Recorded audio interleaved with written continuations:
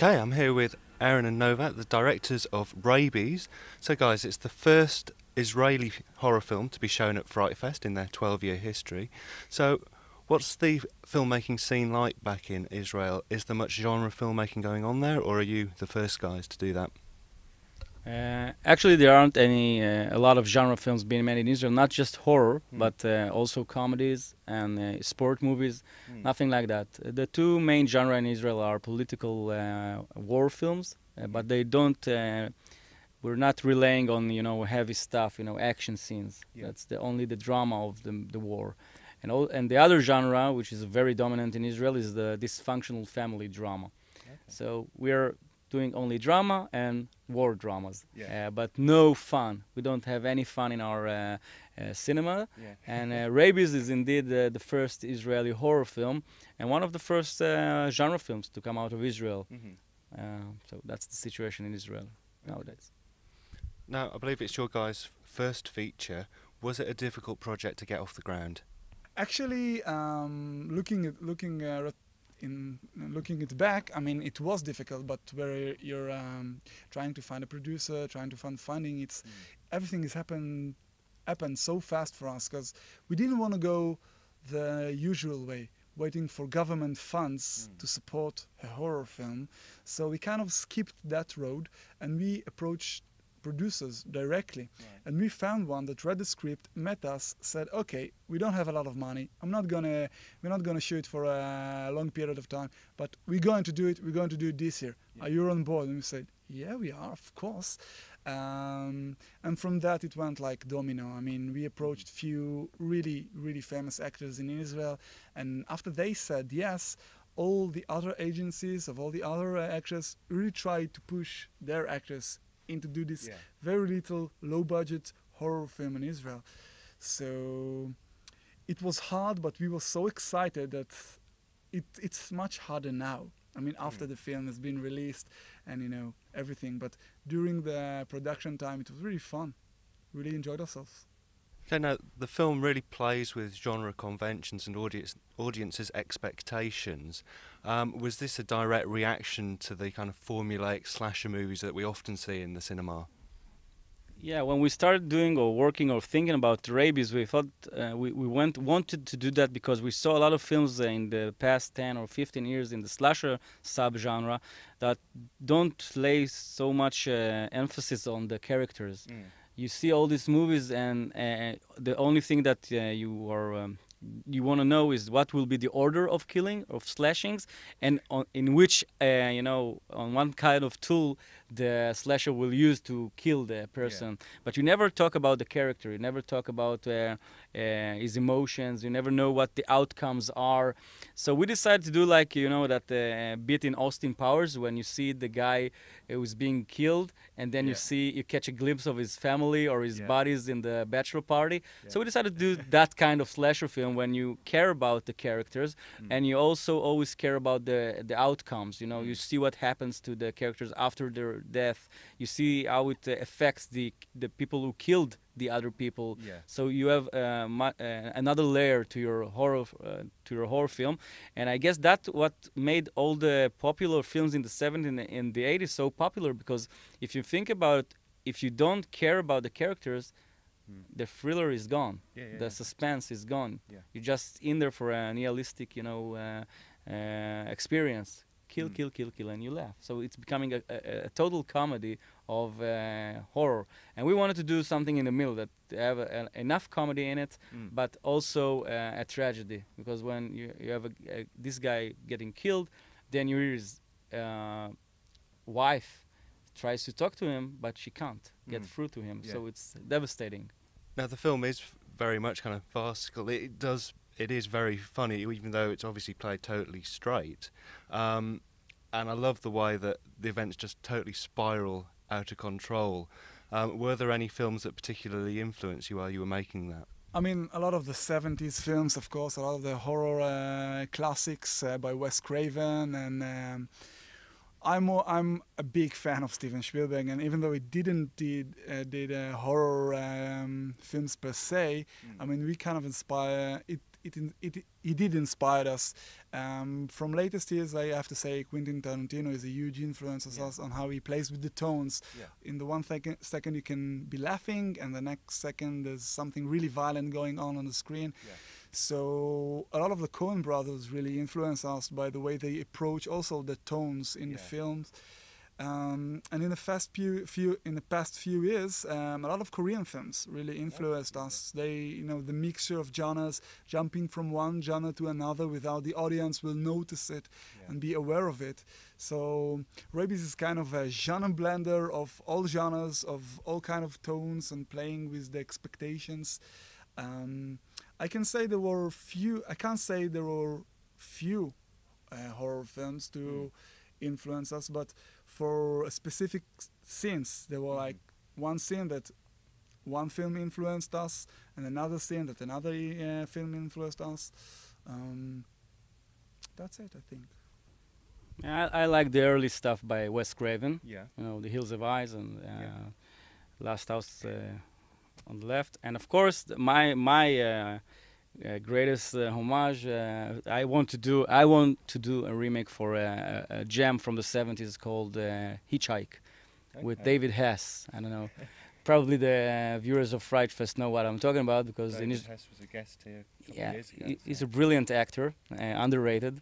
And when I saw a film in which you have a family, not a family, but a husband and a wife, and they're going on the road, and then a hitchhiker stops them, and you think he's going to be the most atrocious thing in the movie. He's going to be the bad guy, and then you see that the worst thing in this movie, it's not the hitchhiker, it's not David Hess, which is absolutely amazing. It's the characters, it's the husband and wife. Marriage is the biggest monster of Hitchhike.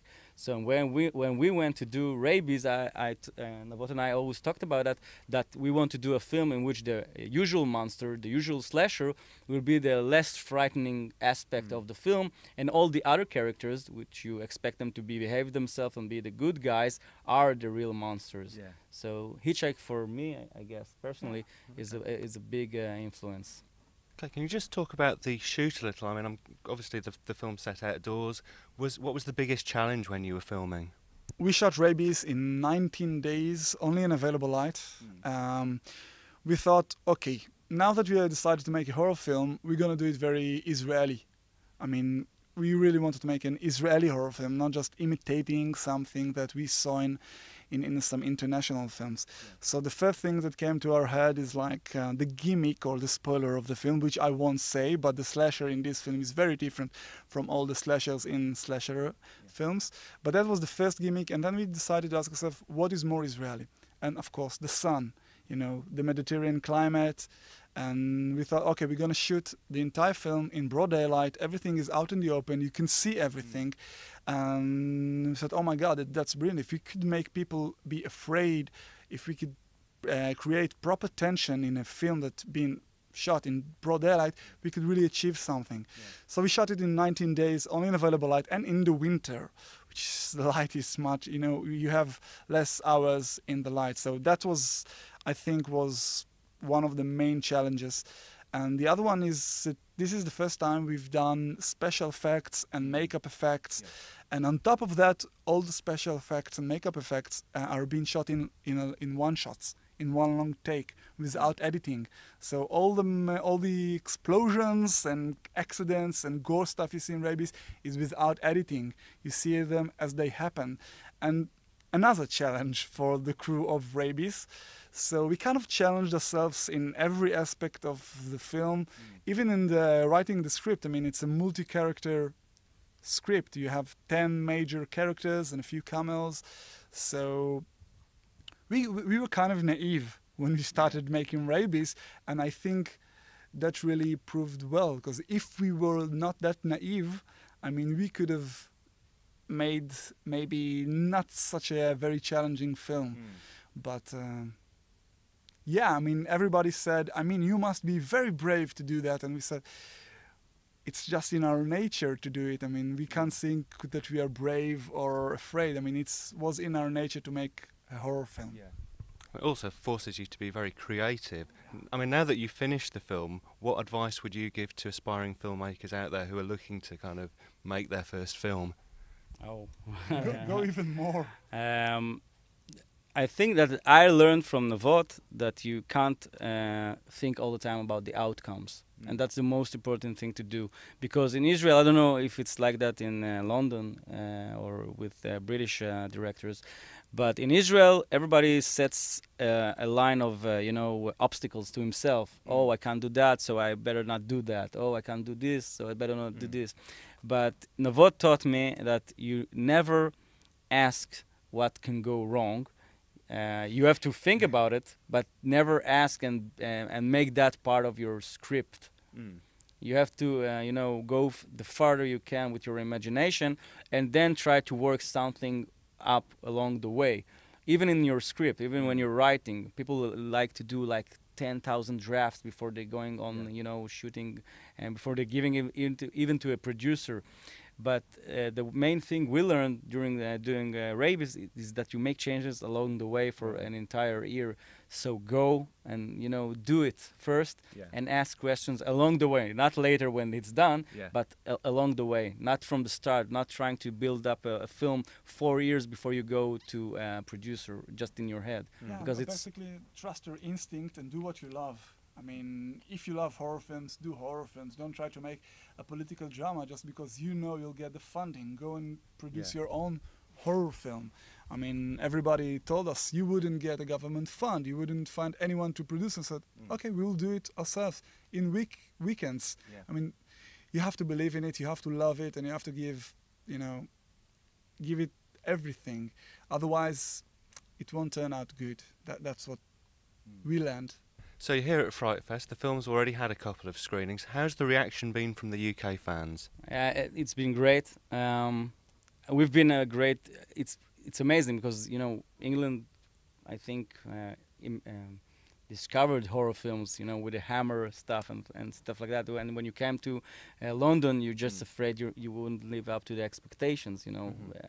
What do Israelis have to sell to the British guys who made all these horror films?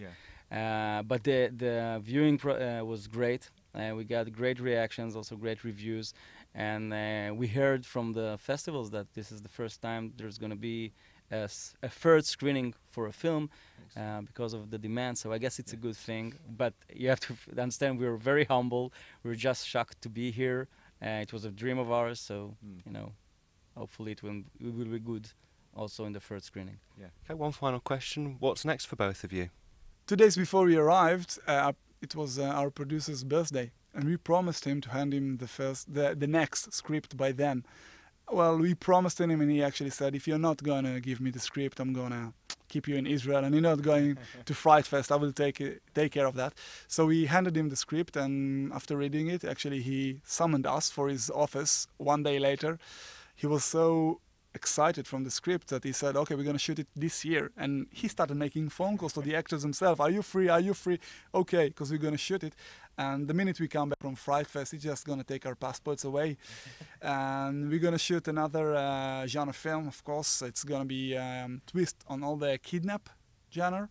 Going to be very violent, much violent than Rabies. We're going to go to the extreme, but a lot funnier.